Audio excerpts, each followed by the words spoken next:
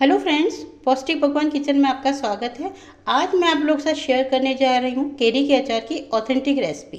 पुराने समय में हमारे यहाँ जैसे आम का अचार बनाया जाता था, उसकी रेसिपी मैं आप लोग के साथ शेयर करूँगी। और उसको बनाने के लिए यहाँ पर मैंने 1 किलो कच्ची कैरियाँ ली हैं। आम का अचार आप जब भी बनाएं तो आप ध्यान रखें कि कैरियाँ बिल्कुल कच्ची होनी चाहिए, ताज़ी होनी चाहिए और खूब गूदेदार होनी चाहिए, जिसमें गूदा ज़्यादा हो और गुठली कम हो। इस प्रकार की आपको कैरियाँ लेनी है। और साथ ही आपको ये देखना है कि कोई भी केरी पकी हुई नहीं होनी चाहिए। ये देखिए, तो यहाँ पर मैंने आम का अचार बनाने के लिए 1 किलो ताज़ी कैरियाँ ले ली हैं और अच्छे से वॉश करके और मैंने एक साफ़ पानी लेकर और इनको गला कर रख दिया। जैसा कि आप देख रहे हैं, 7 से 8 घंटे के लिए मैं इन कैरियों को इस पानी के अंदर गला के रखूँगी। उससे क्या होगा कि आम की तासीर काफ़ी गर्म मानी गई है, तो जब हम ये प्रोसेस करते हैं तो कैरियों में गर्माहट ख़त्म हो जाती है और आम का अचार कोई नुकसान नहीं करता है। साथ ही इसमें जो डस्ट वगैरह होती है वो भी निकल जाती है और आम का अचार लंबे समय तक चलता है। तो इन कैरियों को यहाँ पर मैं 7 से 8 घंटे के लिए गला के रख देती हूँ और फिर पानी में से निकाल के कट करके और फिर इनको धूप के अंदर सुखाऊंगी।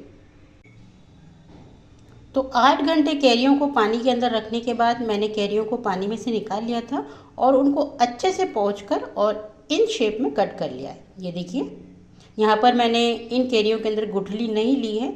अगर आप आम के अचार में गुठली पसंद करते हैं तो आप गुठलियों के साथ भी कट कर सकते हैं।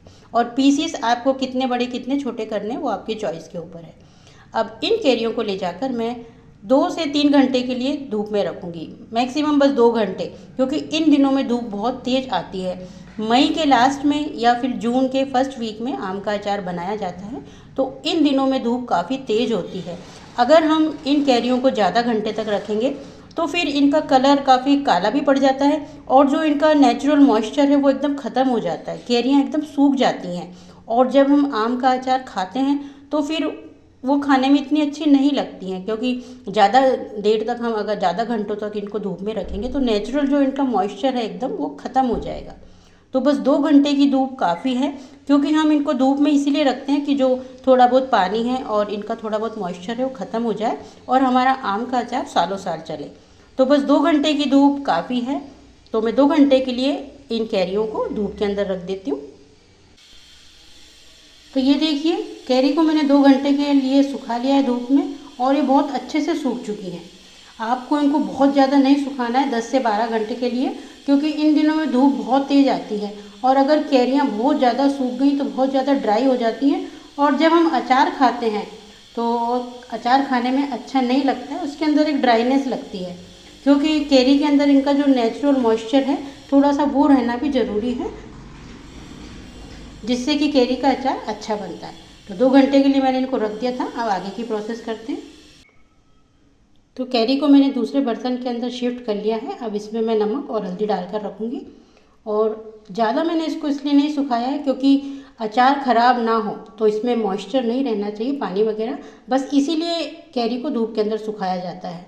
और 2 घंटे में ये बिल्कुल अच्छे से सूख जाती हैं, इनमें कोई भी एक्स्ट्रा पानी वानी नहीं रहता है। बस इस बात का ध्यान रखना है कि अचार हम जब भी बनाएं तो कैरी के अंदर किसी भी प्रकार का पानी नहीं जाना चाहिए। तो यहाँ पर मैंने कैरी दूसरे बर्तन में शिफ्ट कर ली है। अब 1 चम्मच में इसमें हल्दी ऐड कर रही हूँ और 2 चम्मच नमक। अब नमक और हल्दी को कैरी के अंदर मैं अच्छे से मिक्स कर दूंगी। ये देखिए, कैरी के अंदर मैंने नमक और हल्दी को अच्छे से मिक्स कर दिया है और 8 से 10 घंटे के लिए मैं इनको ढक के रखूँगी और बीच बीच में इनको चलाती भी रहूँगी। जब भी हम कैरियों को ढक के रखते हैं तो आप ध्यान रखें कि या तो आप इसको मलमल के कपड़े से ढक के रखें और या फिर जिस ढक्कन से आप ढक रहे हैं उसको थोड़ा सा खुला रखें, क्योंकि कैरियों के अंदर हवा जाना ज़रूरी है। अगर हम इनको बिल्कुल पैक कर देंगे तो फिर ये पक जाती हैं। और हल्दी और नमक एक तरह से प्रिजर्वेटिव का काम करते हैं आम के अचार को बनाने में, क्योंकि जब हम हल्दी और नमक को इस तरह से डाल के रखते हैं तो ये प्रिजर्वेटिव का काम करते हैं और हमारा अचार सालों साल ख़राब नहीं होता है। साथ ही धूप भी एक प्रिजर्वेटिव का काम करती है। हम इसमें अच्छे से धूप लगाते हैं तो हमारा अचार सालों साल ख़राब नहीं होता है। तो अब मैं इनको ढक के रख दूँगी और 8 से 10 घंटे बाद जो इनका नेचुरल मॉइस्चर है वो कैरियाँ नमक के संपर्क में आने पर रिलीज़ कर देंगी। तो ये देखिए यहाँ पर मैंने कैरी को धूप के अंदर सुखाने के लिए रख दिया है। तो 2 घंटे के लगभग मैं इसको रखूँगी और फिर अचार की तैयारी करेंगे। यहाँ पर आप देख रहे हैं अचार में डाले जाने वाले मसाले। इसके अलावा भी मैं और मसाले लूँगी और इन मसालों को मैं धूप में रखूँगी, इसलिए आप लोग अभी शो कर रही हूँ।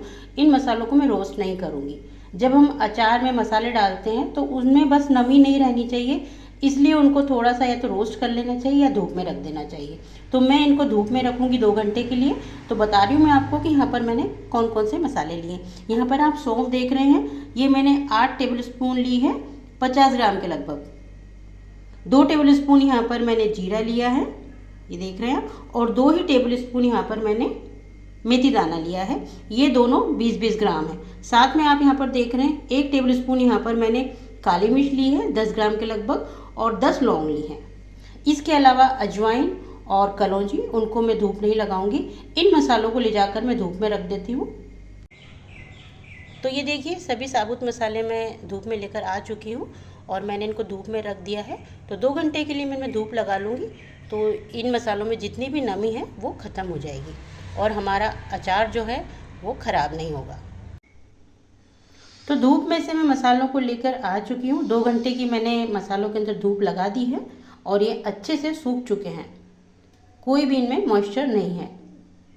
और यहाँ पर आपने देखा कि ना तो मैंने इसमें साबुत धनिया लिया है और ना ही मैंने राई या पीली सरसों ली है, क्योंकि पहले के समय में जब हमारी नानी दादियाँ अचार बनाती थी और ट्रेडिशनल तरीके से जो आम का अचार बनाया जाता है उसमें ना ही साबुत धनिया का प्रयोग किया जाता है और ना ही राई या सरसों का, क्योंकि राई खटाई के लिए होती है और कैरी में अपनी खुद की खटाई होती है, इसलिए हमको आम के अचार में राई नहीं डालनी है।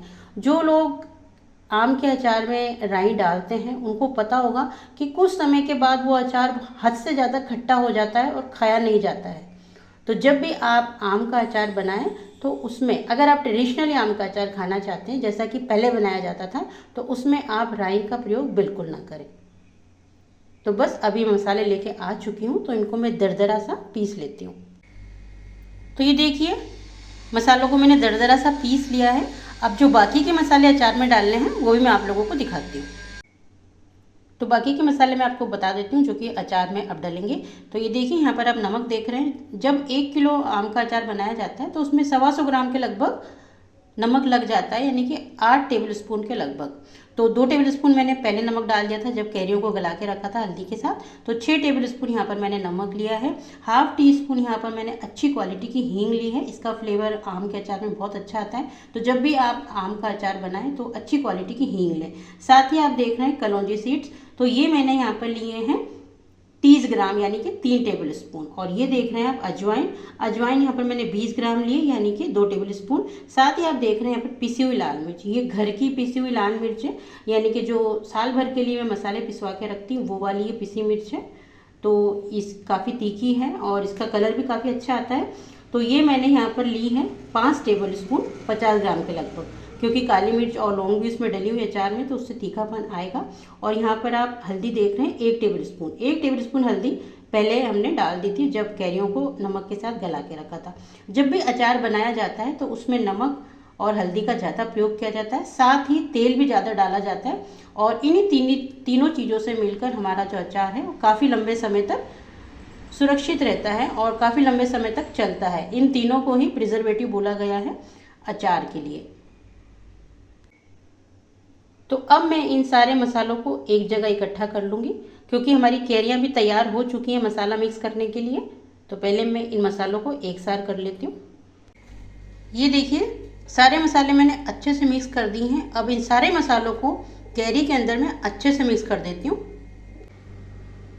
तो ये देखिए 10 घंटे हो चुके हैं कैरी को नमक और हल्दी लगा कर रखे हुए, और इसने हल्का सा मॉइस्चर छोड़ा है। अगर हम बहुत ज़्यादा कैरी लेते जैसे 5-1 किलो और उसमें काफ़ी सारा नमक डालते तो फिर उसमें से बहुत सारा पानी रिलीज़ होता, लेकिन अभी क्योंकि हमने 1 ही किलो कैरी ली है तो हल्का सा इसमें मॉइस्चर हुआ है। लेकिन कैरी मैंने चेक कर ली, हल्की सी सॉफ्ट हो चुकी है। तो अब हम इसमें सारे मसाले ऐड करेंगे। और नमक हल्दी लगाने के बाद मैंने इन कैरियों को प्लास्टिक के जार में डाल दिया था, क्योंकि जब भी हम अचार बनाते हैं तो हमको किसी भी प्रकार के मेटल्स जैसे कि कॉपर, पीतल, एल्यूमिनियम, लोहा या फिर स्टील के बर्तनों का यूज़ नहीं करना है।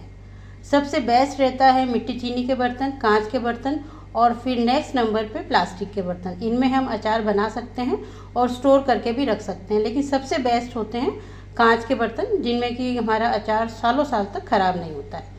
तो बस अब इसमें मैं सारे मसाले ऐड कर देती हूँ अच्छे से। तो अब मैं इसमें सारे मसाले डाल देती हूँ।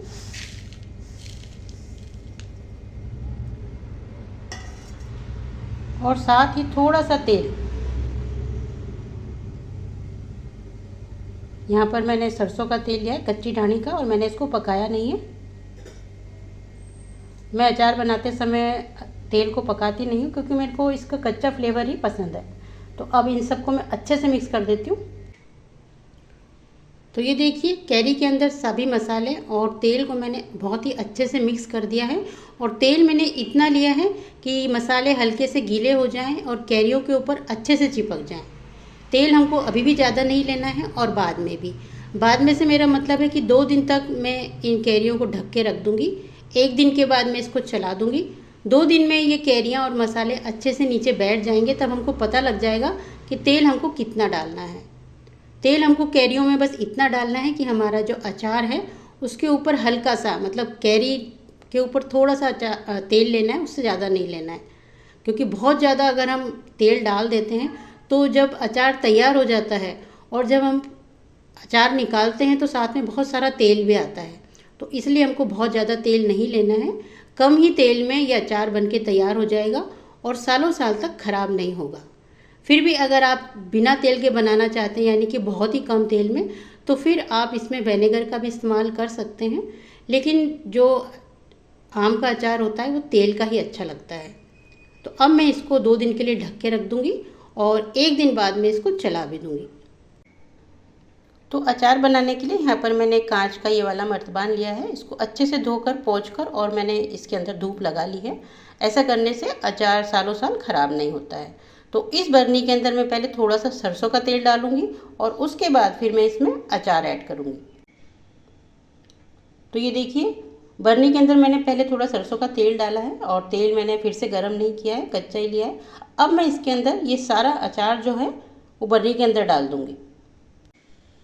तो ये देखिए, अचार मैंने बर्नी के अंदर सारा डाल दिया है और साथ ही मैंने इसको बहुत अच्छे से दबा दिया है नीचे। ये देखिए, ऐसा करने से भी, क्योंकि ये सारा नीचे बैठ चुका है, तो तेल इसमें कम लगेगा। ये देखिए,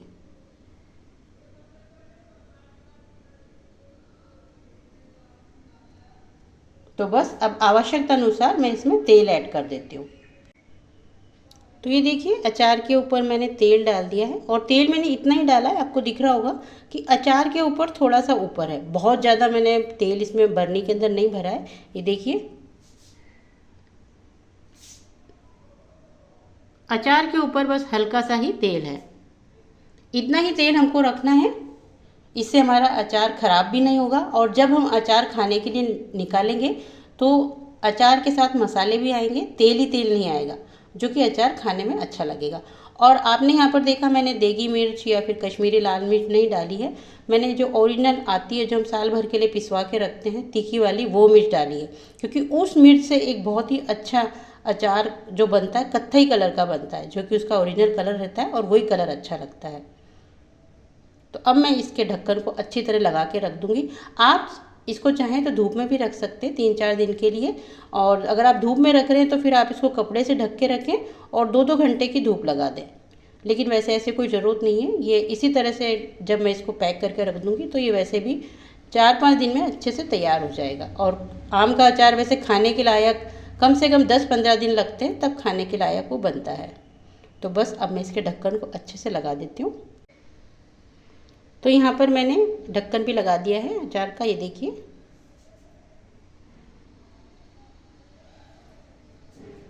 और ये हमारा एक ट्रेडिशनल अचार बनके तैयार हो चुका है। जब भी अचार आप बनाएं तो आप कुछ बातों का ध्यान रखें, तो आपका अचार बहुत अच्छा बनेगा और साथ ही सालों साल ख़राब भी नहीं होगा।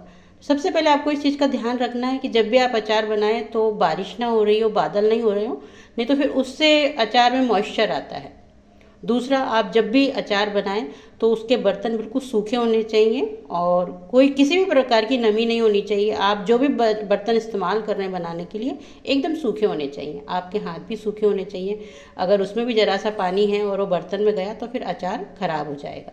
साथ ही आपको अचार के ऊपर तक तेल रखना है। अचार नीचे रहे और उसके थोड़ा ऊपर तक तेल रहे तो भी आपका अचार सालों साल ख़राब नहीं होगा। बस इन कुछ बातों का अगर आप ध्यान रखेंगे और कुछ महीनों बाद, 2-3 महीने बाद आप बीच बीच में अचार को धूप भी लगाते रहें, क्योंकि धूप भी एक प्रिजर्वेटिव का काम करती है। और अगर बीच में आपको लगे कि अचार में तेल कम हो रहा है तो थोड़ा सा गर्म करके, ठंडा करके फिर आप इसमें मिला सकते हैं। तो इस तरह से अगर आप अचार बनाएंगे तो आपका सालों साल चलने वाला एक ऑथेंटिक अचार बनके तैयार हो जाएगा। तो फ्रेंड्स, आप भी इस तरह से ये ऑथेंटिक आम का अचार बनाइए, खाइए। और अगर आपको मेरी रेसिपी पसंद आई है तो प्लीज़ मेरे चैनल को लाइक, शेयर और सब्सक्राइब करिए। Thanks friends for watching my channel.